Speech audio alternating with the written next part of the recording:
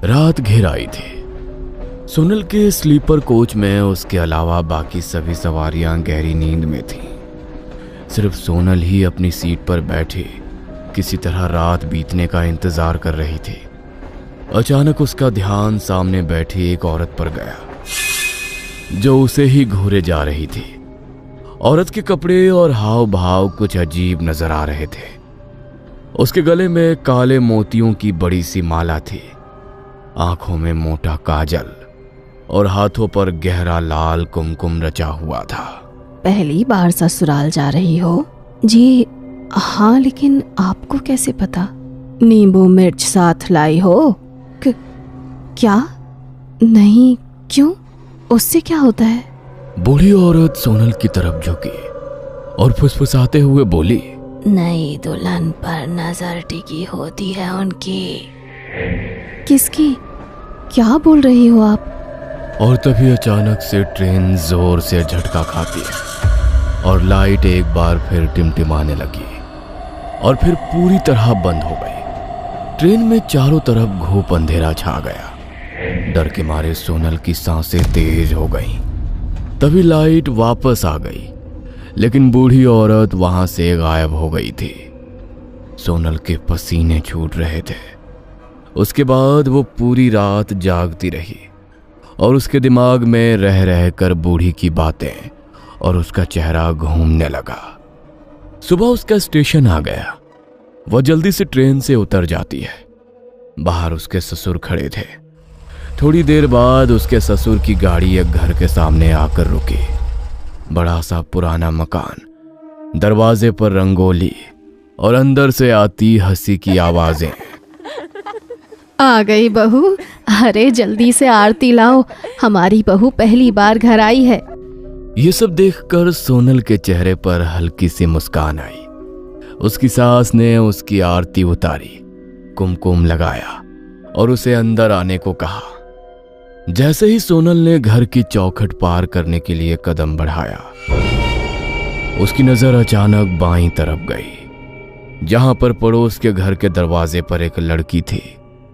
वो जमीन पर बैठकर नींबू और मिर्च को एक अजीब से गोल आकार में पिरो रही थी, जैसे कि कोई खास चीज बना रही हो।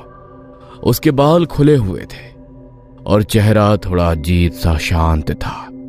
सोनल कुछ सेकंड के लिए वहीं रुक गई और तभी उस लड़की ने धीरे धीरे सिर उठाया और उसकी नजर सीधी सोनल से टकराई।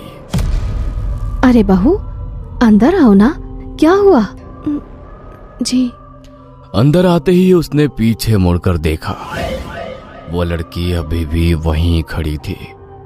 उसके हाथ में धागे से बंधे नींबू मिर्च थे और वो एकटक उसे घूरती जा रही थी। इसके साथ ही उसके होठों पर एक हल्की सी मुस्कान थी जो डरावनी लग रही थी।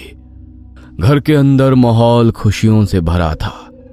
थोड़ी देर बाद उसकी ननद उसे कमरे में ले गई। आओ भाभी, ये आपका कमरा है। सोनल धीरे से मुस्कुराई, फिर हिचकिचाते हुए बोली, वो बाहर जो लड़की थी सामने वाले घर में, वो कौन है? ओह, वो भाभी, उससे जितना हो सके उतना ही दूर रहो। वो थोड़ी अजीब सी है।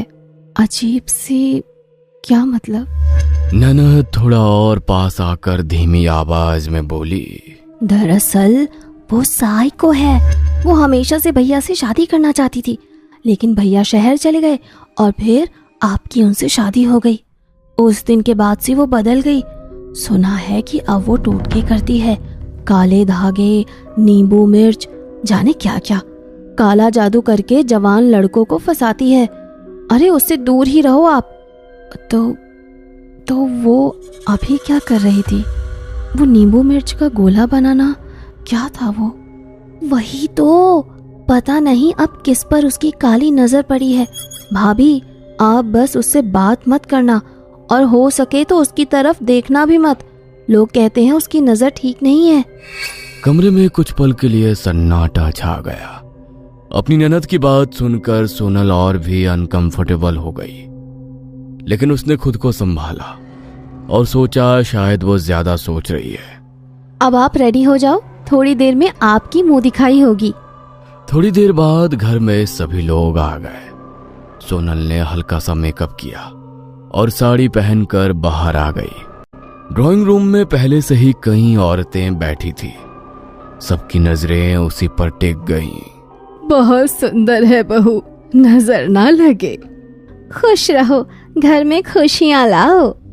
तभी उसी भीड़ भाड़ में वही पड़ोस वाली लड़की अंदर आई। फिर बिना कुछ बोले सोनल के हाथ में एक छोटा सा पैकेट रखकर आनन फानन में वहां से निकल गई। कुछ देर बाद सोनल ने घूंघट से देखा कि उसकी गोद में काला सांप रखा हुआ है जो फन उठाए बैठा है। ये नजारा देखते ही सोनल डरकर चीख पड़ती है